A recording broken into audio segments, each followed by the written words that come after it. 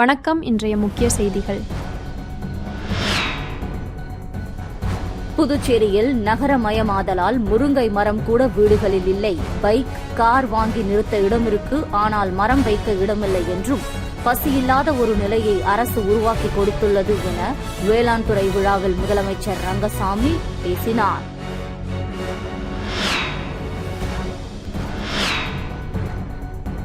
புதுச்சேரி குடிமைப் பொருள் வழங்கல் துறைக்கு வரும் பொதுமக்களிடம் அதிகாரிகளின் பெயரை கூறி பணம் பறித்த இடைத்தரகர்களை தாசில்தார் எச்சரிக்கும் வீடியோ இணையத்தில் வைரலாகி வருகிறது.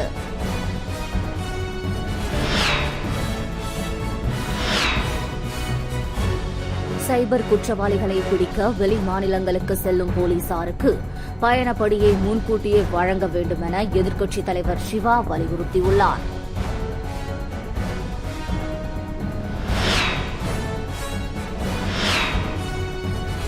காரைக்கால் சிறையில் போதைப் பொருட்கள் புழங்குவதாக சமூக வலைதளத்தில் வீடியோ வைரலாகி வருவது பரபரப்பை ஏற்படுத்தியுள்ளது.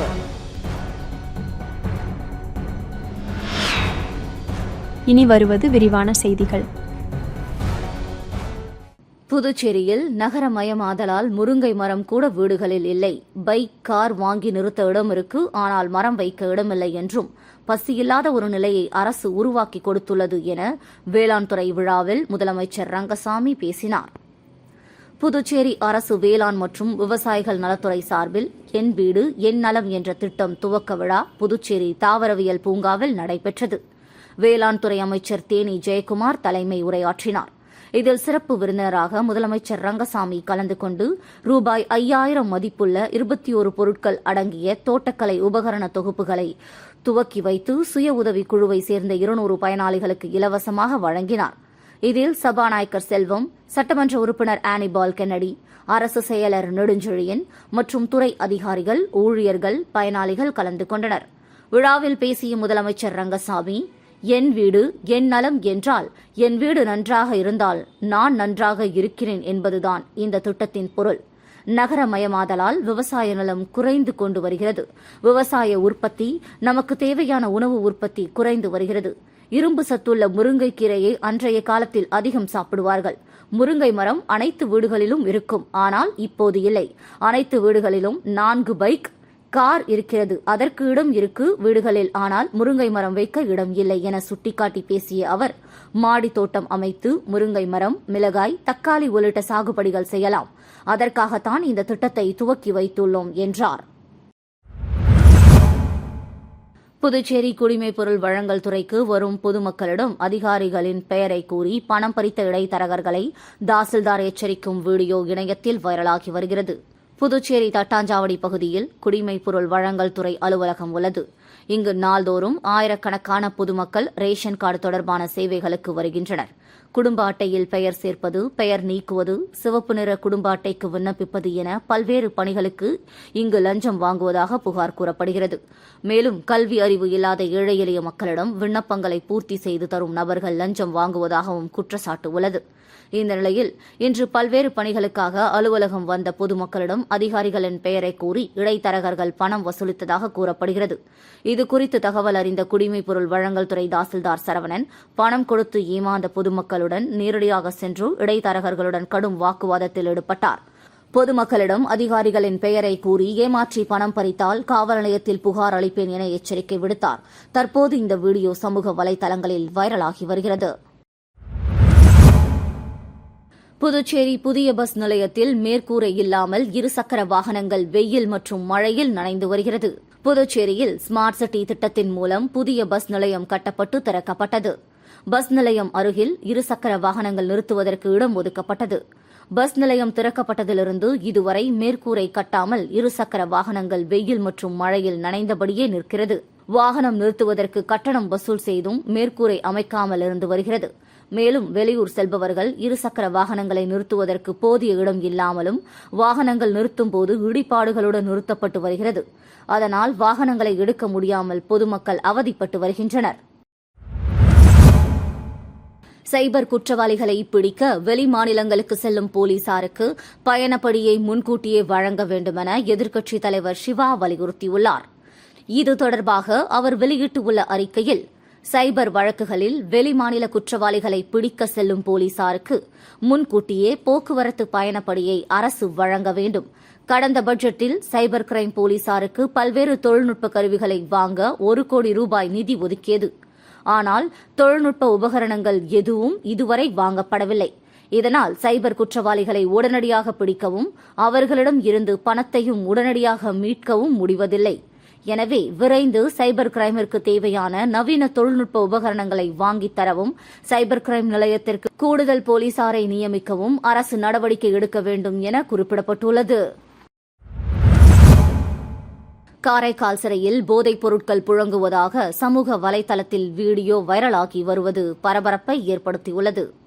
காரைக்கால் மதகடி பகுதியில் கிளை சிறைச்சாலை இயங்கி வருகிறது. இங்கு தண்டனை மற்றும் விசாரணை கைதிகள் என மொத்தம் 40 பேர் உள்ளனர்.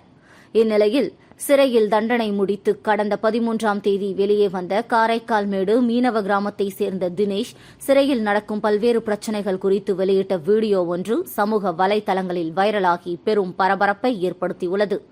அதில் இரட்டை கொலை வழக்கு தண்டனை கைதி ஒருவர் சிறைக்கு வரும் கைதிகளை மிரட்டி தாக்குவதாகவும், தண்டனை கைதி ஒருவரின் உதவியுடன் சிறை காவலர்கள் சிறைக்கு வரும் கைதியிடம் பணம் பறிக்கின்றனர், சரியான முறையில் உணவு வழங்குவதில்லை, கைதிகளை பார்க்க வரும் குடும்பத்தார் வாங்கி வரும் பழம், பிஸ்கெட் உள்ளிட்ட பொருட்களை சரியாக கைதிகளுக்கு வழங்குவதில்லை. மேலும் முக்கிய நபர்களுக்கு பிறந்த நாள் என்றால் பிரியாணி விருந்து மற்றும் சிறை கைதிகளுக்கு வெளியிலிருந்து போதைப் பொருட்கள் வழங்கப்படுகிறது. இதனை சிறை அதிகாரிகள் எவரும் கண்டுகொள்வதில்லை என குறிப்பிடப்பட்டுள்ளார். புதுச்சேரியில் வரும் ஜூலை 9 முழு அடைப்பு போராட்டம் நடத்துவது என அனைத்து தொழிற்சங்கங்களின் கூட்டத்தில் முடிவு செய்யப்பட்டது. நாடு தழுவிய அளவில் ஜூலை 9ஆம் தேதி பொது வேலை நிறுத்தத்துக்கு மத்திய தொழிற்சங்கங்கள் அழைப்பு விடுத்துள்ளன. இந்த போராட்டத்தை புதுச்சேரியில் நடத்துவது குறித்த ஆலோசனைக் கூட்டம் முதலியார்பேட்டை ஏஐடியூசி அலுவலகத்தில் நடைபெற்றது. ஏஐடியூசி மாநில பொதுச் செயலாளர் சேது செல்வம் தலைமை தாங்கினார். மாநில கௌரவ தலைவர் அபிஷேகம், மாநில தலைவர் தினேஷ் பொன்னையா மற்றும் சிஐடியு, ஐஎன்டியூசி, எல்பிஎஃப், ஏஐசிசிடியு உள்ளிட்ட தொழிற்சங்கங்களின் தலைவர்கள், நிர்வாகிகள் பலர் கலந்து கொண்டனர். கூட்டத்தில் பெட்ரோலிய பொருட்கள் மற்றும் சமையல் எரிவாயு மீதான மத்திய கலால் வரியை கணிசமாக குறைத்து உணவு பாதுகாப்பை உத்தரவாதப்படுத்தி பொது விநியோக திட்டத்தை பரவலாக்க வேண்டும் என்பன உள்ளிட்ட 21 அம்ச கோரிக்கைகளை வலியுறுத்தி ஜூலை 9ஆம் தேதி முழு அடைப்பு போராட்டம் நடத்துவது என்று முடிவு செய்யப்பட்டது. வில்லியனூர் தொகுதிக்குட்பட்ட வில்லியனூர் மணவெளி திருவேணி நகர் அடுக்குமாடி குடியிருப்புகளில் ரூபாய் 41 லட்சம் மதிப்பீட்டில் பழுது பார்க்கும் பணியினை சட்டமன்ற எதிர்க்கட்சித் தலைவர் சிவா தொடங்கி வைத்தார். வில்லியனூர் சட்டமன்ற தொகுதிக்குட்பட்ட வில்லியனூர் மணவெளி ஒதியம்பட்டு கிராமம் திருவேணி நகர் அடுக்குமாடி குடியிருப்புகள் புதுச்சேரி குடிசை மாற்று வாரியம் மூலம் ரூபாய் 41,33,000 மதிப்பீட்டில் சிறப்பு பழுது பார்ப்பு மற்றும் தற்போது உள்ள உட்புற சாலைகள் மற்றும் வடிகால்கள் அமைக்கும் பணிக்கான பூமி பூஜை நிகழ்ச்சி இன்று நடைபெற்றது. இதில் சட்டமன்ற எதிர்க்கட்சித் தலைவரும் தொகுதி சட்டமன்ற உறுப்பினருமான சிவா கலந்து கொண்டு பூமி பூஜை செய்து பணியினை தொடங்கி வைத்தார். இந்த நிகழ்ச்சியில் வில்லியனூர் தொகுதி திமுக நிர்வாகிகள், ஊர் முக்கியஸ்தர்கள் உள்ளிட்ட பலர் கலந்து கொண்டனர். சுகாதாரத்துறையில் வாரிசுதாரர் நியமனத்தில் நடைபெற்று வரும் முறைகேடுகளுக்கு காரணமானவர்கள் மீது நடவடிக்கை எடுக்க கோரி வாரிசுதாரர்கள் சங்கம் சார்பில் கண்டன ஆர்ப்பாட்டம் நடைபெற்றது. புதுச்சேரி சுகாதாரத்துறை ஊழியர்களின் வாரிசுதாரர்கள் நலசங்கம் சார்பில் சுகாதாரத்துறை வாரிசுதாரர் நியமனத்தில் நடைபெற்று வரும் முறைகேடுகளுக்கு காரணமானவர்கள் மற்றும் அதற்கு துணை நின்ற அதிகாரிகள் மீது வழக்கு பதிவு செய்ய வலியுறுத்தி வாரிசுதாரர்கள் சங்கம் சார்பில் கண்டன ஆர்ப்பாட்டம் நடத்தப்போவதாக அறிவிக்கப்பட்டிருந்தது. அதன்படி சட்டமன்றம் அருகே ஒன்று கூடிய சுகாதாரத்துறை வாரிசுதாரர் சங்கத்தினர் பேரணியாக சென்று மாதா கோவில் அருகே கண்டன ஆர்ப்பாட்டத்தில் ஈடுபட்டனர். இந்த ஆர்ப்பாட்டத்தில் 100க்கும் மேற்பட்ட வாரிசுதாரர்கள் கலந்து கொண்டு கோரிக்கைகளை வலியுறுத்தி கண்டன கோஷங்களை எழுப்பினார்கள். Highway king super team Puducherry Tamil Nadu ஓட்டுநர்கள் உரிமையாளர்கள் ஒற்றுமை குழு சார்பில் 2ஆம் ஆண்டை முன்னிட்டு கிடாவெட்டும் திருவிழா புத்துப்பட்டு கிராமத்தில் உள்ள அருள்மிகு ஸ்ரீ மஞ்சனீஸ்வரர் ஆலயத்தில் நடைபெற்றது.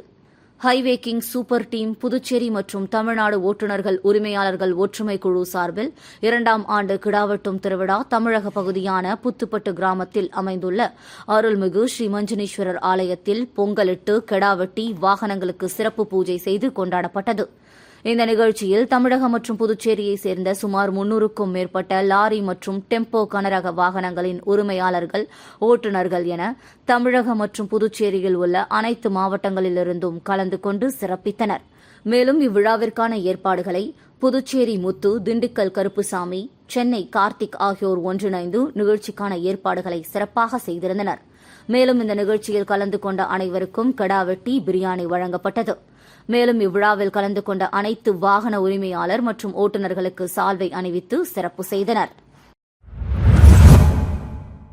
புதுச்சேரி மிஷன் வீதி புனித அந்தோணியர் ஆலய பெருவிழா தேர்பவனி நடந்தது. புதுச்சேரி மிஷன் வீதியில் புனித அந்தோணியர் ஆலயத்தில் புனித அந்தோணியரின் ஆண்டு பெருவிழா கொண்டாட்டம் கடந்த 5ஆம் தேதி மாலை கொடியேற்றத்துடன் தொடங்கியது. தொடர்ந்து நவ நாட்களில் தினமும் காலை மாலை சிறப்பு திருப்பலிகள் நடைபெற்றன. நேற்று மாலை புனித அந்தோணியரின் தேர்பவனி நடந்தது. இதில் ஆனிபால் கென்னடி எம்எல்ஏ மற்றும் திரளான கிறிஸ்துவர்கள் கலந்து கொண்டனர். மிஷன் வீதியில் தொடங்கிய இந்த தேர்பவனி முக்கிய வீதிகள் வழியாக சென்று மீண்டும் ஆலயத்தை வந்தடைந்தது. தொடர்ந்து இன்று கொடியிறக்கம் மற்றும் திருப்பலியுடன் திருவிழா நிறைவு பெறுகிறது. புதுச்சேரி முல்லா வீதி தர்கா கந்தூரி உருஸ் நிகழ்ச்சியையொட்டி சந்தனக்குட ஊர்வலம் நடந்தது. புதுச்சேரி முல்லா வீதியில் ஹஜ்ரத் சையத் அகமத் மௌலா சாஹிப் வலியுல்லாஹ் தர்கா ஷரீபின் இவ்வாண்டு கந்தூரி உருஸ் நிகழ்ச்சிகள் கடந்த 7ஆம் தேதி கொடியேற்றத்துடன் தொடங்கி தொடர்ந்து 10 நாட்கள் மவுலூது ஷரீப் ஓதும் நிகழ்ச்சி நடைபெற்றது.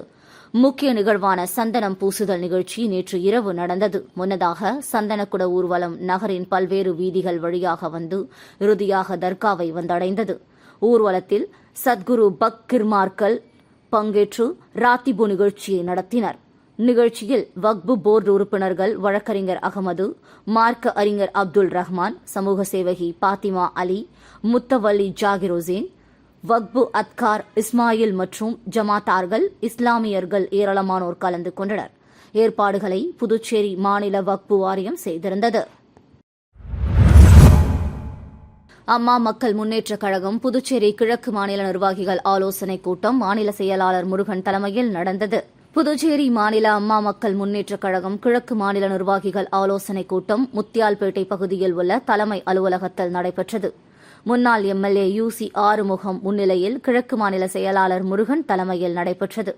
இந்த ஆலோசனைக் கூட்டத்தில் அனைத்து தொகுதி நிர்வாகிகள் உட்பட பலர் கலந்து கொண்டனர். கூட்டத்தில் அனைத்து தொகுதிகளிலும் கட்சியை பலப்படுத்தி அம்மா மக்கள் முன்னேற்றக் கழகம் பொதுச் செயலாளர் அண்ணன் டிடிவி தினகரனின் கரத்தை வலுப்படுத்த இணைந்து பாடுபட வேண்டும் உள்ளிட்ட பல்வேறு தீர்மானங்கள் நிறைவேற்றப்பட்டன. மீண்டும் இன்றைய முக்கிய செய்திகள். புதுச்சேரியில் நகரமயமாதலால் முருங்கை மரம் கூட வீடுகளில் இல்லை. பைக், கார் வாங்கி நிறுத்த இடம் இருக்கு, ஆனால் மரம் வைக்க இடமில்லை என்றும் பசியில்லாத ஒரு நிலையை அரசு உருவாக்கி கொடுத்துள்ளது என வேளாண் துறை விழாவில் முதலமைச்சர் ரங்கசாமி பேசினார்.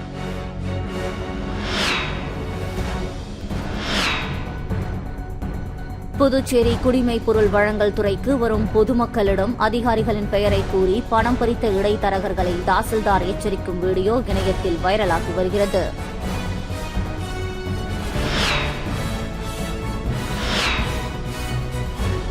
சைபர் குற்றவாளிகளை பிடிக்க வெளி மாநிலங்களுக்கு செல்லும் போலீசாருக்கு பயணப்படியை முன்கூட்டியே வழங்க வேண்டும் என எதிர்க்கட்சித் தலைவர் சிவா வலியுறுத்தியுள்ளார்.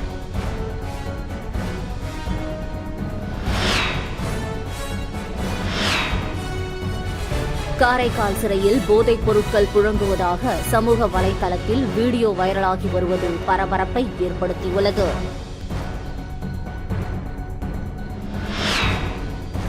செய்திகளை துல்லியமாகவும் தெளிவாகவும் தெரிந்து கொள்ள கிரியேட்டிவ் மீடியா யூடியூப் சேனலை சப்ஸ்கிரைப் செய்து கொள்ளவும்.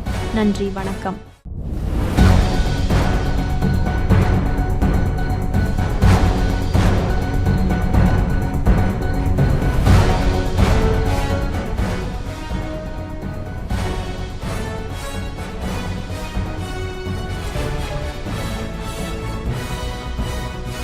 நம்ம சேனலை சப்ஸ்கிரைப் பண்ணுங்க, லைக் பண்ணுங்க, ஃப்ரெண்ட்ஸ்க்கும் ஷேர் பண்ணுங்க. தேங்க்யூ.